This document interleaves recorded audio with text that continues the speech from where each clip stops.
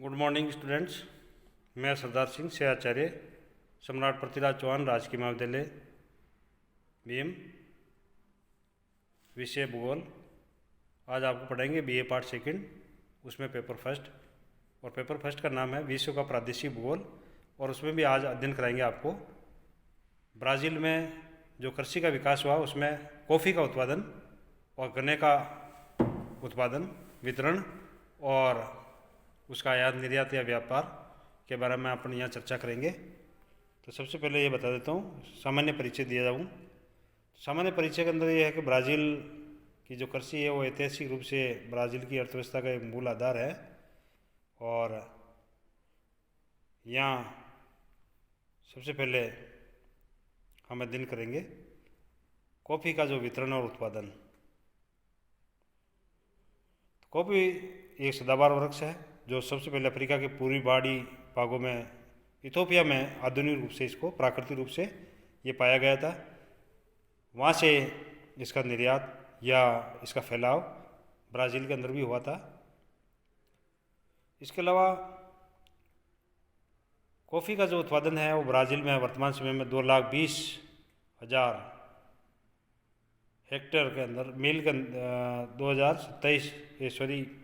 2,20,000 केवा के यहाँ पर फार्म है, जिनको स्थानीय भाषा में यहाँ के कॉफ़ी के बागानों को फेजेंडा कहा जाता है, जो 27,000 वर्ग किलोमीटर में फैले हुए हैं।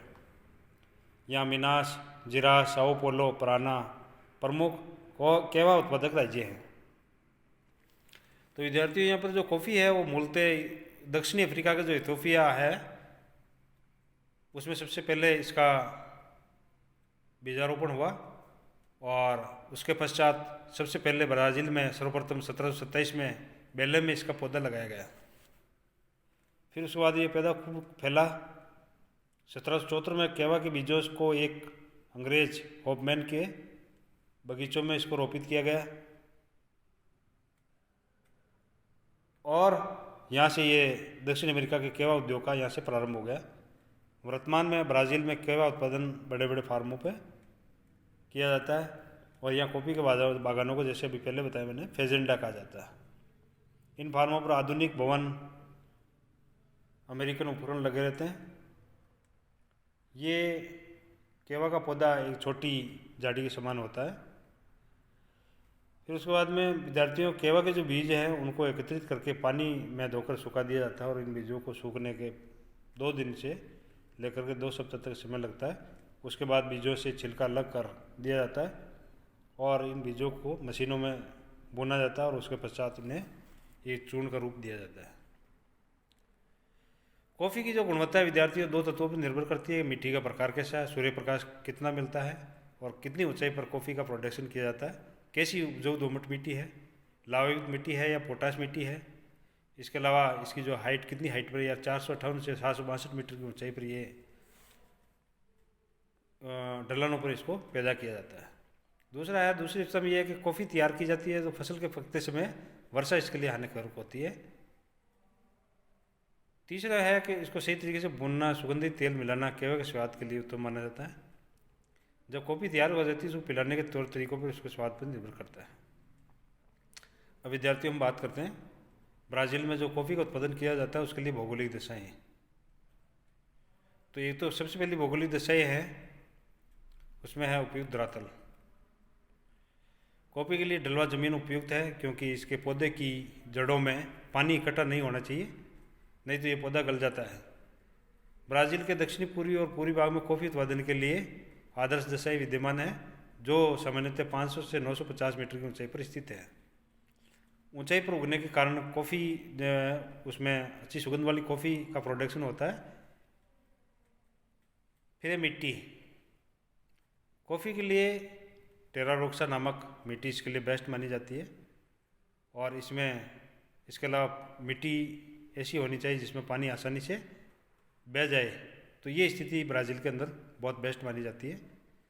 फिर जलवायु की बात करें तो जलवायु के रूप में यहाँ पर तापमान कॉफ़ी के लिए 21 डिग्री सेंटीग्रेड से 25 डिग्री सेंटीग्रेड और वर्षा की जो मात्रा 100 से 150 सेंटीमीटर तक वर्षा की आवश्यकता होती है।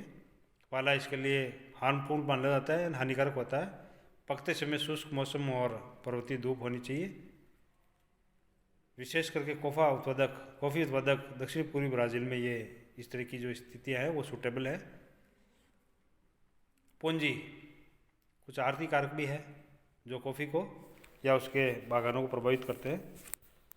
कॉफ़ी की जो कृषि है वो प्रारंभ में अधिक पूंजी की आवश्यकता यहाँ पर होती है, क्योंकि बागायती कृषि में लगभग 4-5 वर्षों में केवल पूंजी इसमें बहुत अधिक मात्रा में लगाई जाती है और उससे पश्चात फसल आने लगती है।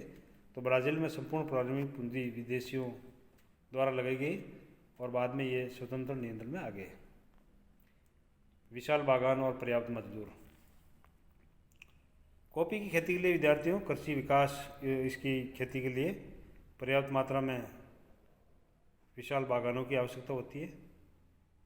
इसके कारण यहाँ बड़े बड़े केवा के जो बागान बनाए गए हैं और इन बागान में सभी प्रकार की सुविधाएं जैसे आवास, पार्क, सड़कें, स्वास्थ्य सुविधाएं आदि विकसित की गई है। और प्रारंभ में ही यहाँ की कृषि के लिए विदेशों से मजदूर लाए गए जिन्हें बागानी कृषि का अनुभव था। तत्पश्चात स्थानीय मजदूर से कृषि की जाने लगी जो पर्याप्त संख्या में उपलब्ध है। फिर विद्यार्थियों सरकार का भी हस्तक्षेप होना चाहिए। सरकारी संरक्षण। ब्राज़ील की अर्थव्यवस्था में कॉफ़ी का जो महत्वपूर्ण योगदान है, अतः यहाँ की जो सरकार है इसकी कृषि में आर्थिक और टेक्नोलॉजी रूप से या तकनीकी रूप से सहयोग देती है और निर्यात की सुविधा प्रदान करके इसको समुचित विकास पर इसका ध्यान देती है। फिर विद्यार्थियों नेक्स्ट पॉइंट है आर्थिक कारकों के अंदर निर्यात की सुविधा। कॉफ़ी का उत्पादन तटीय क्षेत्रों में होने से निर्यात की सुविधा है।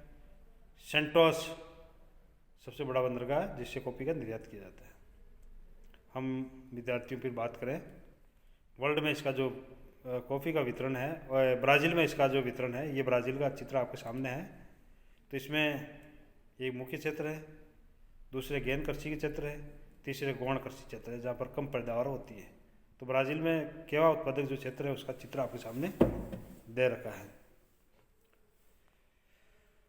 स्थानीय वितरण देखें तो ब्राज़ील में 6 राज्य कॉफ़ी उत्पादन में अग्रणी है, जिसमें से मिनास जिराम, एस्पिरिटो सांटो, साओ पोलो, बाहिया, पराना प्रमुख केवा कॉफ़ी उत्पादक राज्य है। ब्राज़ील में जो कॉफ़ी है वो निम्न किस्म की बोई जाती है। पहली है कॉफ़ी अरेबिका। ये ऊंची झाड़ियाँ होती है और इसके बीजों से प्राप्त कॉफ़ी अधिक स्वादिष्ट होती है। दूसरी है कॉफ़ी है रोबस्टा। ये ऊंची पहाड़ियों से होती है और यदि ऊंचाई वाले पठारी और पहाड़ी क्षेत्रों में पाई जाती है। तो ये विद्यार्थियों आपके सामने एक इंडेक्स दे रखी है ब्राज़ील विश्व में उत्पादक और राज्य उत्पादन। इसमें साओ पोलो में कितने हेक्टेयर में होता है, कितने टन में होता है और कितना प्रतिशत है। तो साओ पोलो में सबसे ज़्यादा इसकी बागान लगाए गए हैं। फिर पराना, फिर मिनास जिरास, एस्पिरिटो सेंटो, वाइया, रोंडोनिया। तो ये सारे जो राज्य दे रखे हैं। तो इसमें सबसे पहला दे रखा साओ पोलो राज्य। इस राज्य में ब्राज़ील के समस्त केवल कॉफ़ी उत्पादन का लगभग 45% उत्पादित होता है और यहाँ जो सेंटोस नगर के फर्स्ट प्रदेश में कॉफ़ी का उत्पादन अधिक होता है। इस राज्य में कॉफ़ी उत्पादन के लिए सब तरह की भौगोलिक परिस्थितियाँ हैं, यानी मिट्टी जलवायु से निर्दिष्ट लवणयुक्त मिट्टी यहाँ पर पाई जाती है और मिट्टी के अंदर लोहा और पोटाश की मात्रा ज़्यादा पाई जाती है। और यहाँ कॉफ़ी के जो अधिकतर पेड़ है, वृक्ष है, वो पहाड़ी ढालों पर 915 मीटर की ऊंचाई पर विद्यमान है। वर्षा यहाँ 100 से 150 सेंटीमीटर हो जाती है। फिर यहाँ की जो कॉफ़ी की फलियाँ एक साथ पकती है।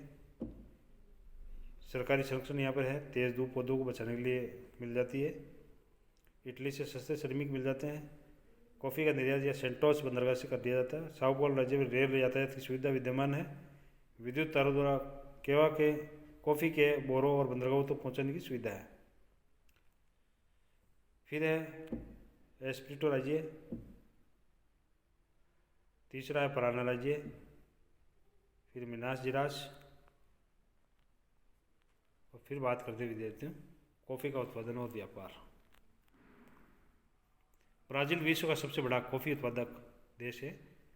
यहाँ 150 वर्षों से कॉफ़ी के जो बागान लगाए जा रहे हैं। यहाँ 27,000 वर्ग किलोमीटर क्षेत्र में यहाँ 10,000 वर्ग मील पर कॉफ़ी को बोया जाता है। दक्षिण पूर्वी राज्यों में मिनास जिरास, साओ पोलो, पराना प्रमुख उत्पादक है। 2017 में ब्राज़ील कॉफ़ी के बागान 23,39,630 हेक्टेयर में लगाए गए थे। कॉफ़ी यहाँ जनरली अप्रैल और मार्च में आर्द्र और शुष्क प्रक्रिया से तैयार की जाती है। कुल उत्पादन का मैक्सिमम जो है भाग वो अरेबिया और रोबिस्टा प्रकार का है।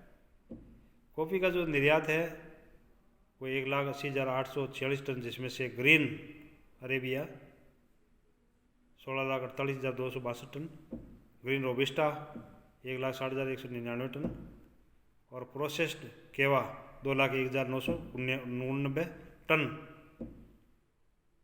तथा कुल निर्यात में केवा का जो भाग है वो 3.5% है और कुल जीडीपी का 0.35% है। तो इस तरह से हम विद्यार्थी कह सकते हैं। ये आपके सामने एक सारणी दे रही है जिसमें इसको समझा रखा है। थैंक यू, धन्यवाद।